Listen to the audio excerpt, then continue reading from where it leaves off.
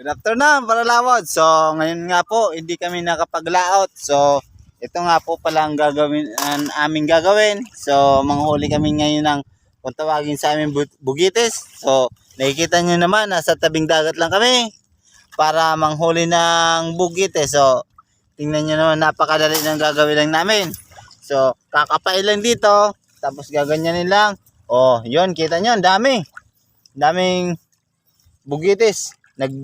Naglitawan na agad sila. So ito nga po 'yun. So ito nga po 'yun. So yun nga po, Paralawod. So ito yung aming pangulam ngayon. Kasama ko yung si Kagawad, GR. Ito nga po 'yun. Siya, oh. Ito na po yung huli namin. Yun nga po, napakadami talaga. Dito sa amin sobrang dami talaga ng biyaya ng kalikasan. So yun nga po. So manghuli kami. So ito nga po, ang ganda. Ang ganda. Ito yung maganda kasi pag sa nanganak, the best to para yung iba kasi nanganganak yung first time, gawa ng kailangan nitong lagyan ng sabaw para mahigop ng bagong panganak dahil masyado tong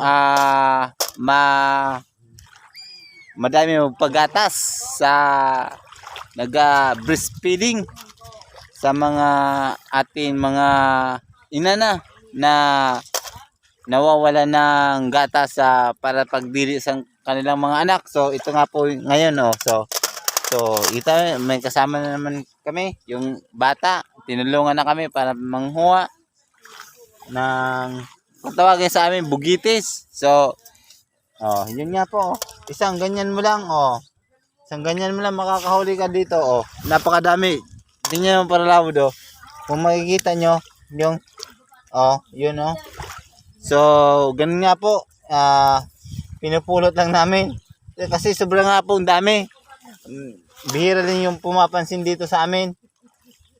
Pero itong shield na to, napaka-sustansya naman to. Sobrang sustansya nito sa ating kalusugan, lalo na yung nanganganak, yung kailangan ng gatas para sa bagong panganak. So ito yung ginagamit. So ito yung ginagamit sa nung nanganak si Mrs. So ito yung ginamit ko para magkaroon ng gatas yung aking asawa. So ito nga po yung ginamit ko. Linagyan ko lang siya ng sabaw, tsaka pinahigop ko sa aking asawa. So yun nga po, sobrang effective talaga, legit na legit. So yun nga po, tingnan nyo naman yung ginagawa ng aking mga kasamahan. So yan nga, nasa tabing dagat lang yan, makikita nyo naman, legit na legit yan, mga Paralawod. So ito nga po yung aking kasama, yung ating Kagawad. So yun nga po, tingnan nyo sa kanyang daliri, sa kanyang kamay. Napakadami na talaga nang nahuhuli. Sa isang hatak lang ng kamay, napakadami na nakukuha. So, nga po, yung mga bata nag-iisyura. Tay, kaway-kaway ka. Parang mahihain ata. Ayaw, so, yun nga po, legit. Walang hawak na buhangin. So, gaganin ko lang. Titingnan natin kung ilang piraso makuhuli natin. Yun. Yun, titingnan natin. Bibilangin natin. Isa, dalawa, tatlo, apat, dito yun, lima, anim, pito, walo, siyam, bumabaong kasi, 10, tapos, 11, 12, 13, 14, 14. So, ayun nga po. Bali, 14 na piraso yung nahuli natin sa isang dakma lang. Sa isang dakma, nga po. Di ba, pinakita ko naman sa inyo na isang dakma lang. Tapos, ito, 14 na piraso agad. So, ito nga yung masustansya.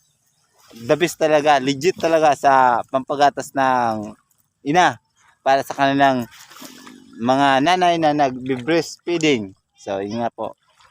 Ito po yung napaka-legit na gagamitin para magkaroon sila ng gatas sa kanilang mga didi. So, yun pa. Oh, lalagyan natin. So, kita nyo naman yung nahuli ng saglit na oras lang. Yung nahuli ng aking mga kasama, sabay na rin ako. So, yun nga po. Yun nga po. So, patuloy pa rin kami ng huli. So, kahit ulit-ulitin yung ating ginagawa, so gaganunin ko uli. So yun nga po, gaganunin ko uli. Susubukan natin bilangin uli kung ilang piraso yung mahuli natin. So yun nga po. Yun. Kita nyo? Yun nga po. Isa. Dalawa. 'Di ba na subukan natin to kanina pero inulit lang natin. Dalawa. Tatlo. Apat. 5. Ito, inabot ng dagat. 5. Ginanyan lang natin. So, kahit inulit natin. So, di tayo nabigo. Meron pa rin tayong 5 piraso. 5 piraso. Isa. Tingnan. Isa. 2. 3. 4. 5. Okay.